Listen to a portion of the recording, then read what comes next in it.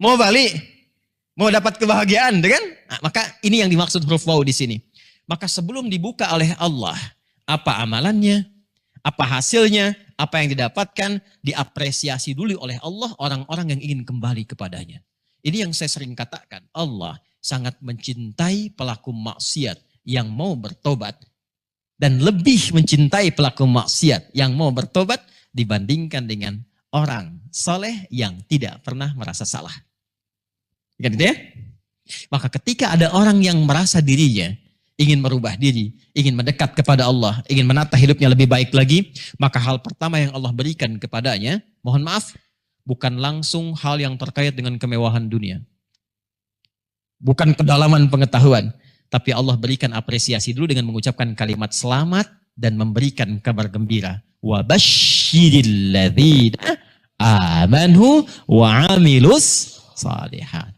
Saking Allah mencintai orang tobat, saking Allah mencintai pelaku maksiat yang mau tobat, bahkan orang ingin mendekat kepadanya, sampai dengan terhormat diperintahkan Nabi Muhammad SAW untuk menyambut orang tobat itu dan memberikan kabar gembira kepadanya. Itu nanti kalau masuk ke ayat 223 kita akan temukan kalimat innallaha yuhibbut tawwabina wa yuhibbul mutatahhirin. Allah tuh sangat cinta dengan orang taubat.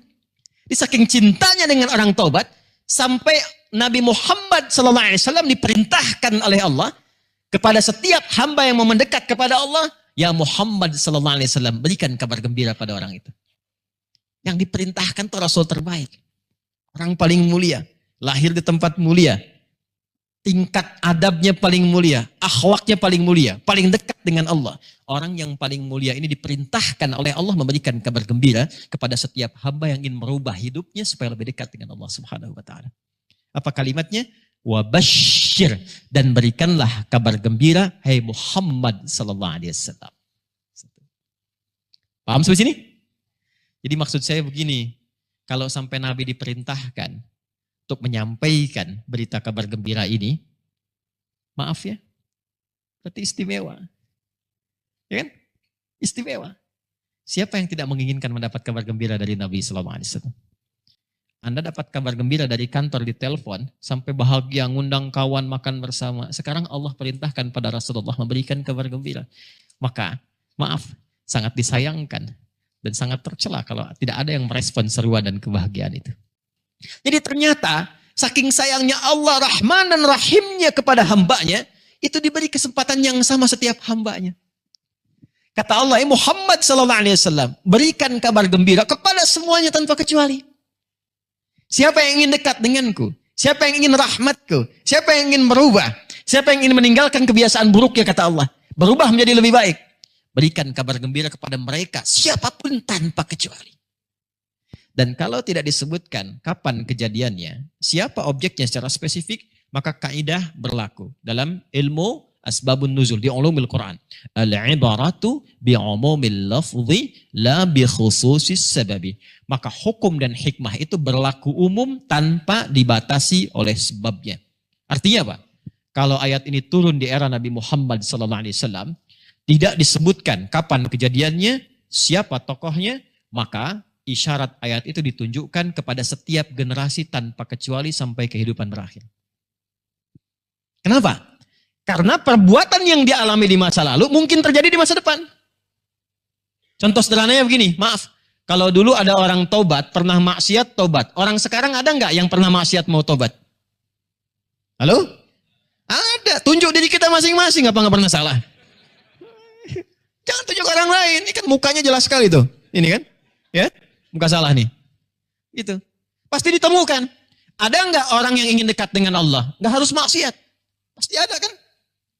Macam-macam ekspresinya, ada yang tahajud, ada yang ke masjid, ada yang baca Quran. Intinya pengen dekat dengan Allah. Ada kan? Maka ayatnya berlafaz umum untuk memberikan kesan di setiap kesempatan dan setiap generasi. Seakan-akan berbunyi begini, Muhammad SAW. Sampai kapanpun, sampaikan pada umatmu. Viralkan. Di setiap generasi, siapapun yang ingin dekat padaku, mendekat denganku, yang ingin taubatkah, ingin meningkatkan kedekatannya kah, berikan kabar gembira pada mereka tanpa kecuali. Siapa orang-orang yang mendekat kepada Allah itu? Walaupun tanpa batas, laki-laki, perempuan, besar, kecil, tua, muda, dan sebagainya, ternyata hanya satu golongan. Kalau tidak dapati golongan ini, mustahil kita bisa dekat dengan Allah Subhanahu wa Ta'ala. Siapa golongan itu? Wabashshiril ladzina amanu. Ini dia. Bagi orang-orang yang telah menetapkan untuk beriman kepada Allah. Jadi iman itu mahal. Iman itu nanti yang menjadikan parameter pertama serta dorongan pada diri kita untuk mendekat kepada Allah. Jadi kalau nggak ada iman tuh nggak mampu kita mendekat. Pengertian terbaliknya, kalau ada orang mengaku muslim jauh dari Allah, berarti menunjukkan imannya sedang lemah. Karena itu iman itu selalu menjadi standar. Jadi kalau kita ngaji Kitabul Iman di Al-Bukhari itu ada 97 topik. Topik keduanya namanya Kitabul Iman. Satu kitab Bad'il Wahyi, yang kedua Kitabul Iman. Di antara sekian hadis itu ada kalimat Nabi berbunyi, Al-imanu yazidu wa yantaqis. Atau kama qala Rasulullah SAW. Yazidu bil ta'ati wa yantaqisu bil ma'siyah. Kadang orang yang sudah mengaku beriman pun imannya bisa naik turun. Terasa tidak? Yazidu bil ta'ah, iman itu bisa naik dengan mengerjakan ketaatan. Wa yantaqisu bil ma'siyah. Dan dia akan turun ketika seseorang mengerjakan maksiat. Jadi persamaan iman itu begini. Kalau dia iman sedang kuat, ini bisa terlihat dari banyak taat yang dikerjakan. Tapi kalau dia menjadi lemah, pengaruh pertamanya kata Nabi SAW bisa dilihat boleh jadi sedang berbuat maksiat. Atau yang kedua terlalu terlena dengan kehidupan dunia. Maksiat tidak, cuma banyak mengejar dunia.